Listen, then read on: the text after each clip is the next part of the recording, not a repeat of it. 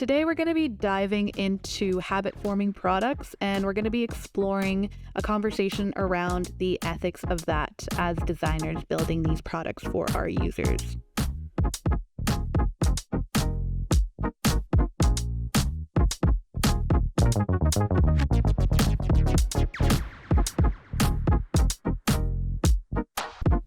Welcome back. So for our audience who might not know, we are actually friends outside the pod as well. We have a book club that the lovely Mel here started for us when we left our boot camp, just as a way for us to continue our learning and growth, and really have some structure to the books that we read, as well as to have some discussion.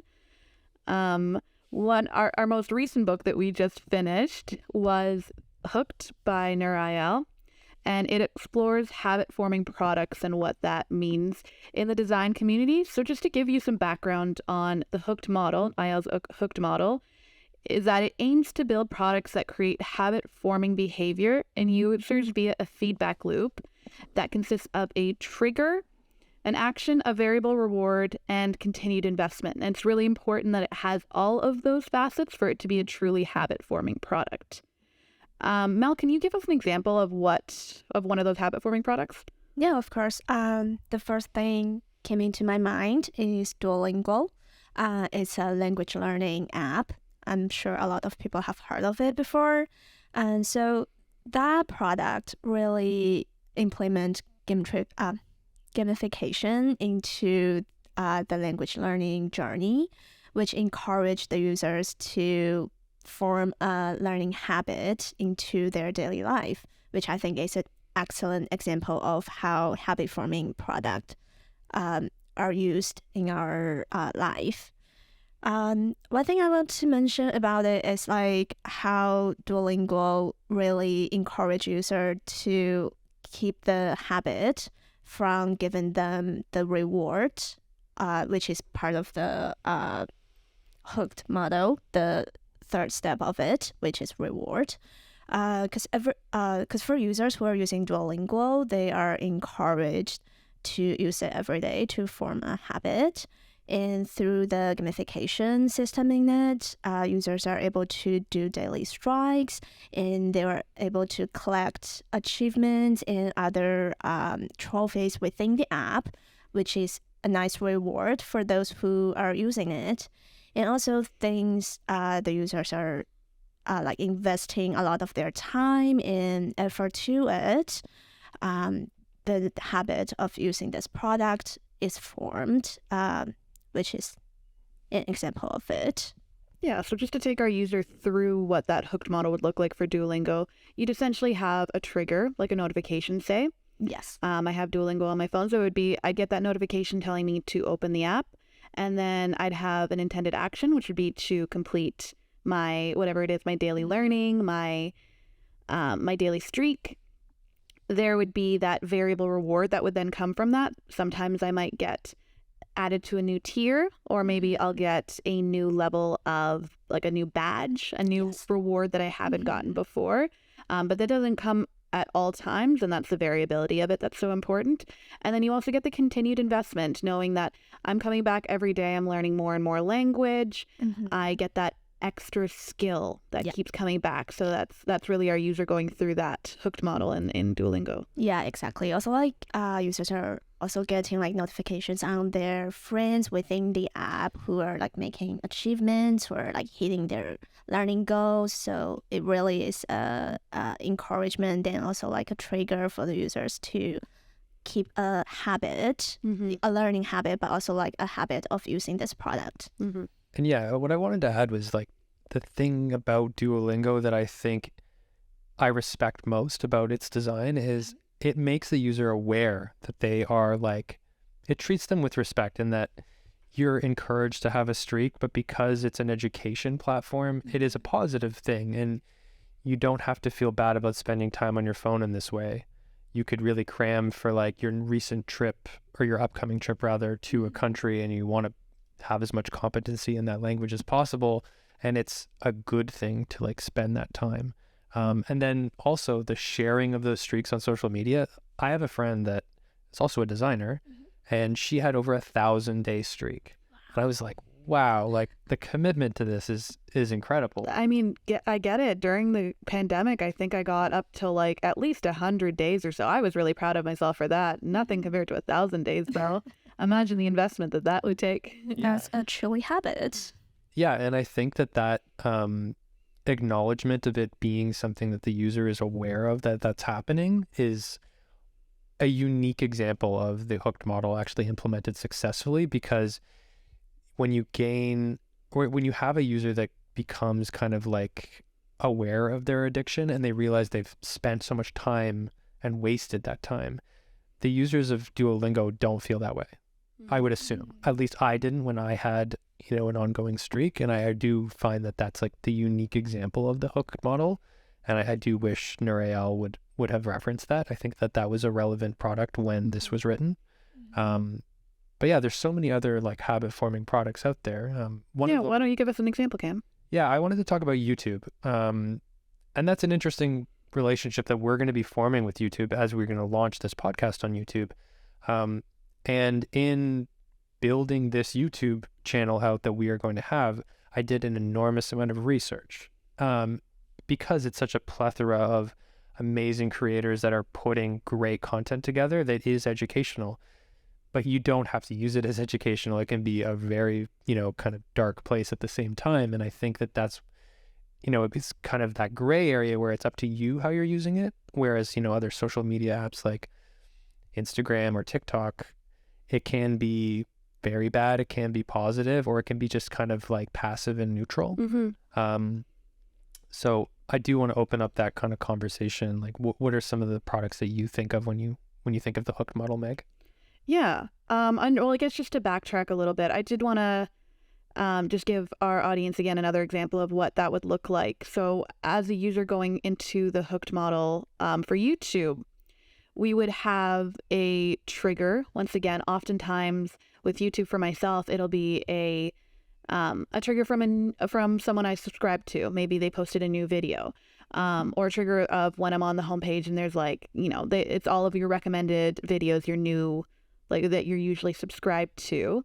You get that little trigger, and then action, you watch the video. Variable reward, it might be a good video, might be a bad video, you don't know. There's endless content on it. So it's very similar to like the Pinterest model of variable reward, of you have that endless content, so you never really know, is this going to be a good video, is this going to be a bad video, what's going to be happening in the comments. There's all these different like little variable rewards that hit on a lot of our social centers. And then there's the continued investment, for whether that is, continued connection to your favorite creators or the community around those favorite creators, the continued investment of being in the know of what's going on these different social medias, being part of that, being part of not getting that FOMO of not knowing what is being talked about and what's happening in your communities. I think that's a really big part of the hooked model around YouTube. But yeah, like you said, what's one of those in my life? I would say that YouTube's cousin, TikTok, if I could call it the cousin of that, is definitely one that I have in my daily life. The trigger often for me will be a notification from a friend sending me a TikTok that will get me onto there. That will quite often result in me then scrolling for at least 20 minutes or so before I get my self-imposed limit timer that I often skip anyways and continue going. But very similar to that YouTube model of variable reward, where I can just keep scrolling and see, oh, a video I like, oh, a video I don't like, oh, another one. And I get to continued investment. I get to engage with them. I get to like them. I get to share them. I get to collect these. Sometimes I go back through my likes and I'm like, look at all of these, this store of value, these things that I find funny that I can then go back and even show my friends often. Like if I'm in a group with them, I'll be like, look at this video that I liked. Isn't this so funny? Like, I think that they do that hooked model incredibly well. But this actually is a great jumping off point for exploring the ethics around that too. Just to jump off of that, I wanted to give a metaphor, or jump off from a metaphor that they use in the book, and that's comparing habit-forming products to different types of medicine. So do you want to take us through that, Mel? Yeah, sure. So from the book, the author, he used this metaphor of painkiller and vitamin to describe different type of habit-forming products. So a product could either be a painkiller that is aiming to solve a existing user problem, to ease the itch of the user, or it could be a vitamin, which is not essential for the user, but to bring something pleasurable or even entertainment, which is kind of like vitamin. You don't use it to cure any illness, but like it's more like a placebo for the users to seek pleasure or like to add on to their life. So that's the metaphor used in the book.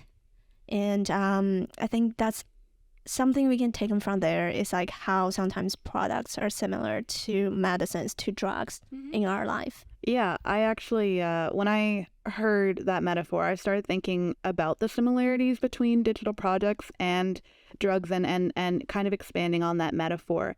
And something I found myself thinking about was how drug addiction is framed. And often the conversation around drug addiction is that often these drugs are initially created with an intention to solve something and to cure or help patients with specific ailments that often down the line end up becoming an addictive substance. So we could think of the opioids and painkillers as an example, as one of those controlled substances that is prescribed to a patient for really well-intentioned reasons, but then can cause significant harm to the patient down the line through addiction. And we've seen this with the opioid crisis.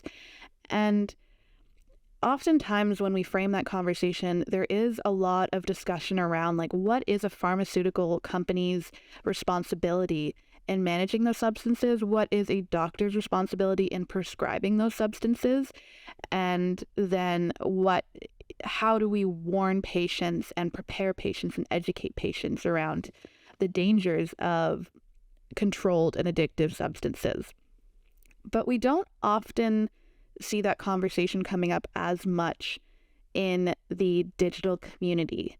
In fact, it's quite interesting that Nir Eyal's book after Hooked was talking about indistractability of people and individuals being responsible for becoming indistractable, and how we are all responsible. And even in the book Hooked, he discusses towards the end the responsibility of the users for controlling and managing their own time in these spaces, and it kind of being on the onus of the individual.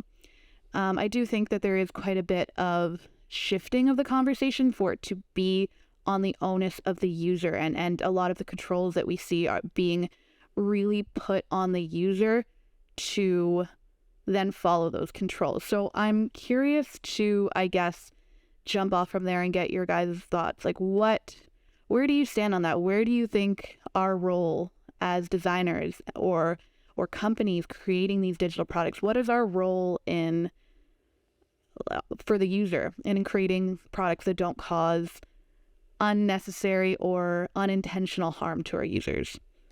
Yeah, I think that just to also maybe touch on the point that at every point we would meet in our book club, we were waiting for that. And it was a discussion of ethics almost every single meeting. Mm-hmm. And I do really think that we can maybe draw a parallel to advertising and the way in which I remember cigarette ads being something that was like cool and very commonplace in our youth and media. And now we've had government step in and actually regulate that and say, no, you're not even allowed any branding anymore, let alone advertising. And I think that kind of opens up the conversation of there's always going to be companies and businesses vying for our attention. And harnessing this hooked model allows them to retain that attention. But there's always going to be distractions out there.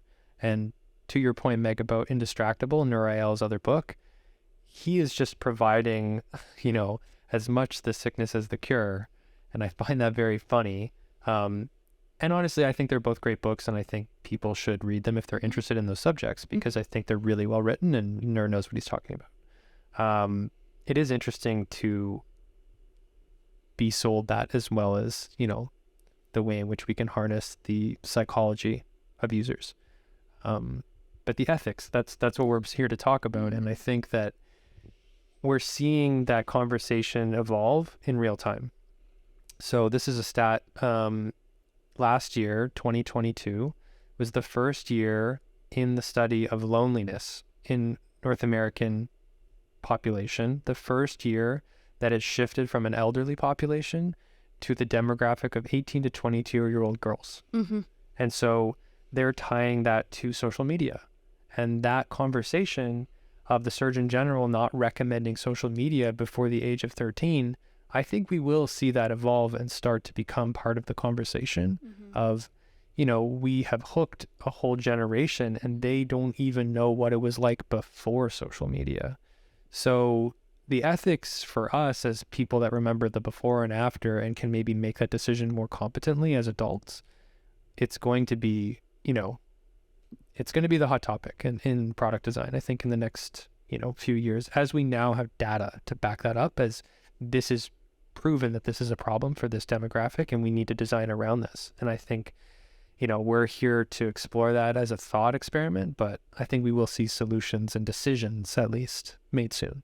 Yeah, I agree. It's definitely an interesting debate, like how we as designers to balance out the need of our user and the need of the company, the employers we're working for. Yeah, like you said, like the example of social media causing loneliness in younger generation. I think eventually, like my point is that eventually how the user's gonna use these digital products is up to the users, because we're designers, we're also part of the user, but like we're not their guardian, we're not there to teach them how to use it. But what we can do is to put out guidelines within the app to, do precautions, to design like features or systems to prevent the worst scenario from happening. That's what we can do. I don't know if this is a hot take, but I would actually disagree with that and say that companies, in my opinion, should have far more of a responsibility on this. And I think that's an actual area that needs to have at least some sort of legislation on. And I know it's something that they've been exploring at different levels of government. But I liked that, Cam, you brought up Meta, formerly Facebook. But when it was Facebook, there was something called the Facebook Files released, and it detailed a lot of internal research that showed the negative effect So they knew. of Facebook and Instagram. Surprise. Well, yeah, there was all of these negative things linked to it. For example, the connection between Instagram and eating disorders on the rise amongst teenage women or teenage girls, and the effect of the outreach algorithm in Facebook on insurrections and violent events that were happening outside of Facebook. And they knew all of this and had research on this, and often only released any research that was showing the positive impact on their users, which we can't fault a company for when they don't have guidelines and legislation and regulations around what their responsibility is to their users, because of course they're going to paint the picture of themselves that's satisfactory for shareholders and for stakeholders.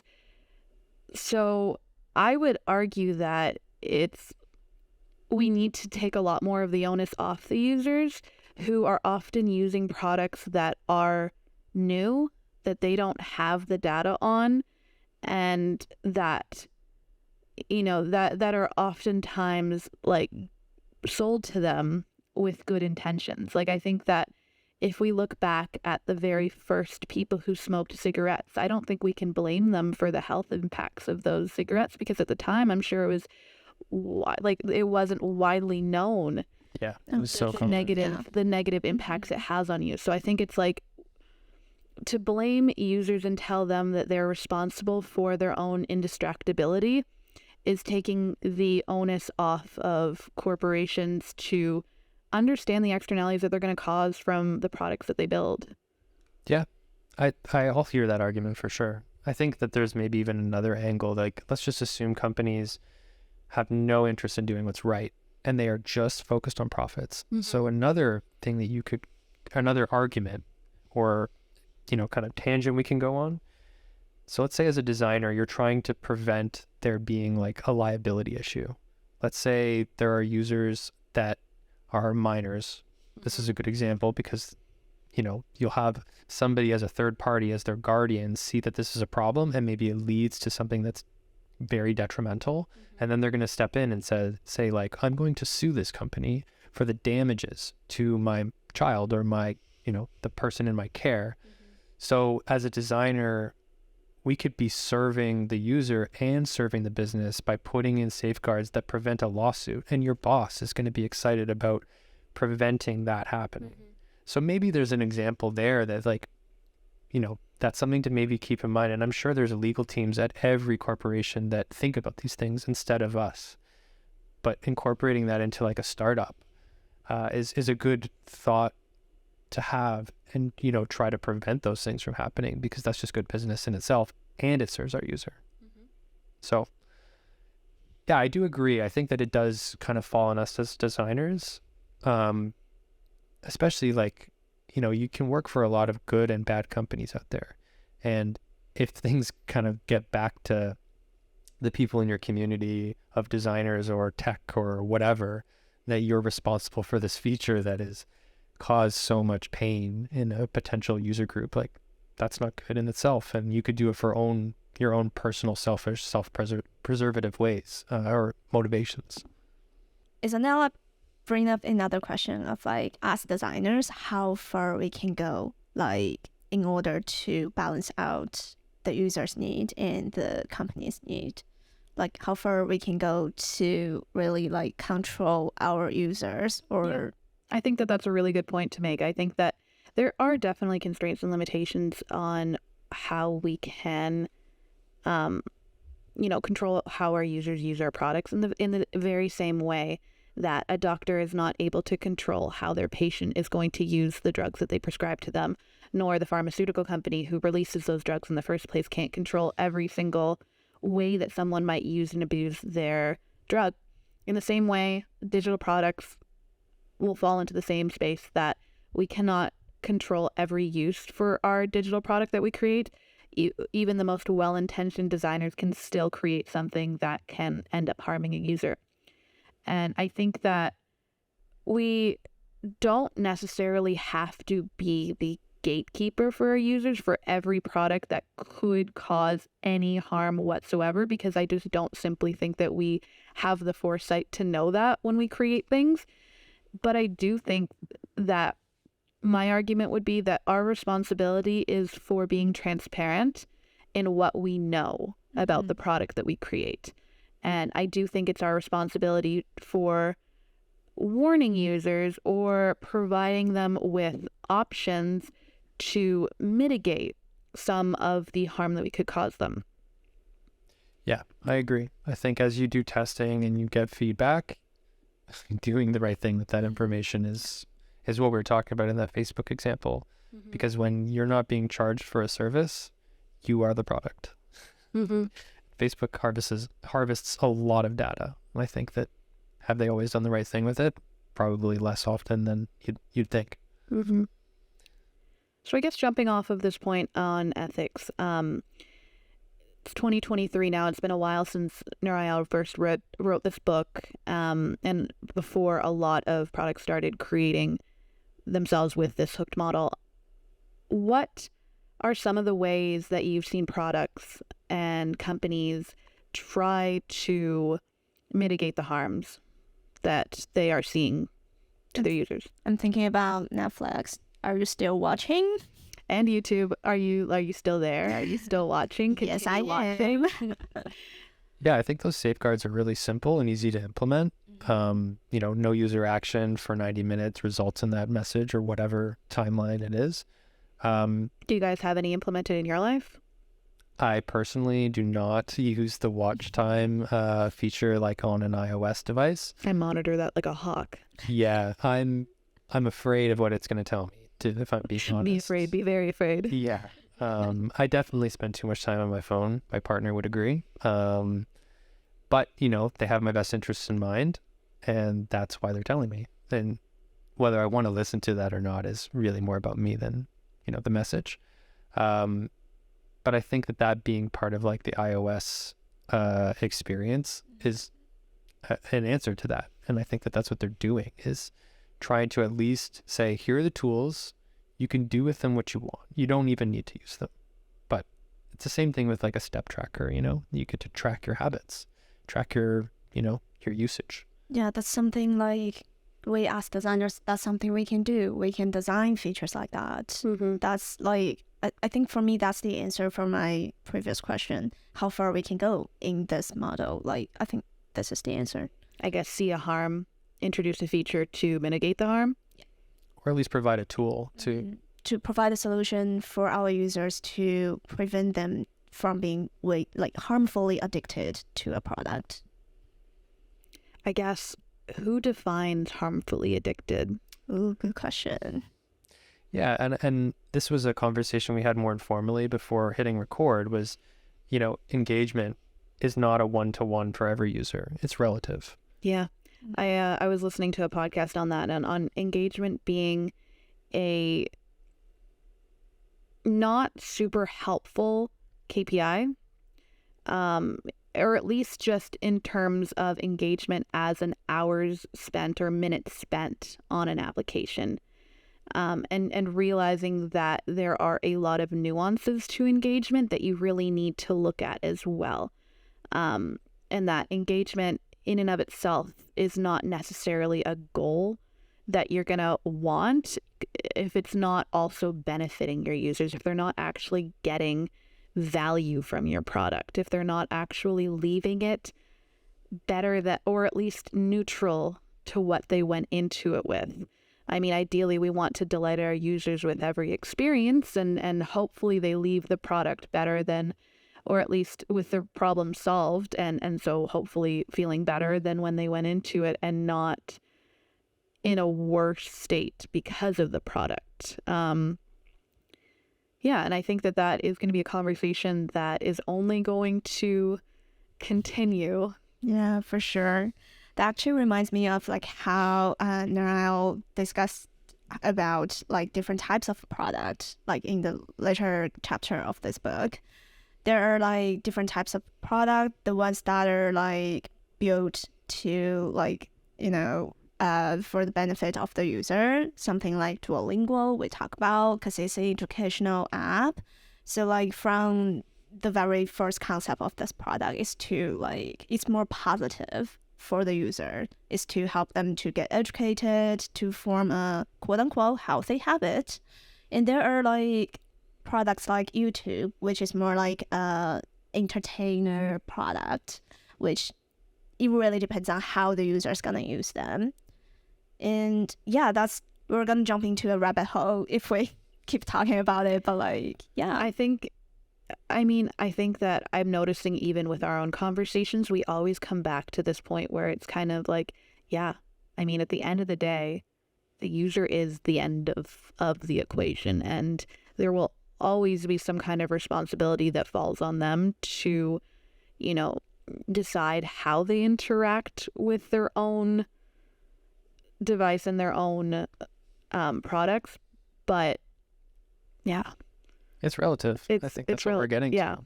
It's not a one-to-one. And I think that there, maybe in 10 years, there may be some ability for your phone to monitor your brain waves and say, like, you have a negative reaction to social media whenever you use it past 90 minutes. It's like, okay, well, what are you going to do with that information? Mm-hmm. Maybe we start designing differently for that, or maybe it starts showing you different content to counteract those signals and inputs.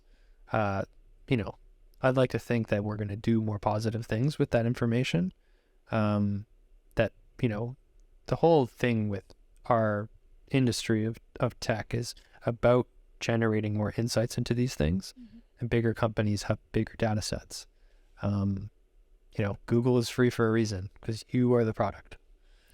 So I am curious to know where that starts and ends and what changes about that. But I think we're right on the tipping point.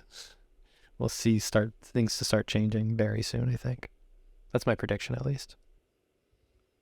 I think that this conversation is going to be incredibly relevant in the years to come. I'm excited to see how it shapes and how we can find our perfect amount of responsibility in this.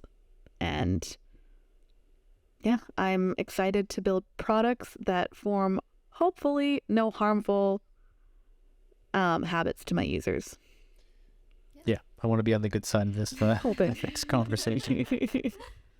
All right. Well, thank you for joining us today. That has been Habit Forming Products.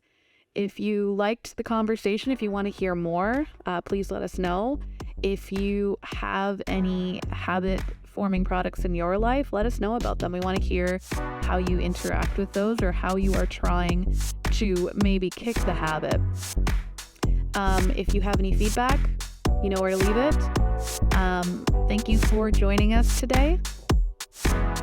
This has been The Huddle. Thank you.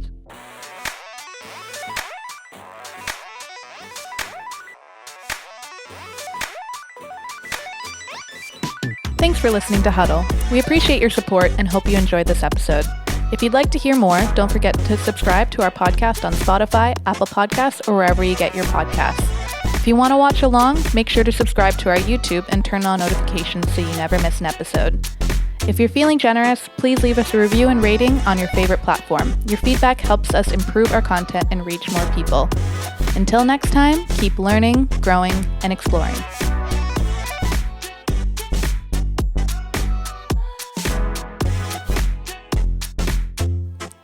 Today's show was produced by Meg, Mel, and Cam, with help from Meg, Mel, and Cam. Editing from Cam, music from Half Cool. I'm Meg. Thanks for joining The Huddle.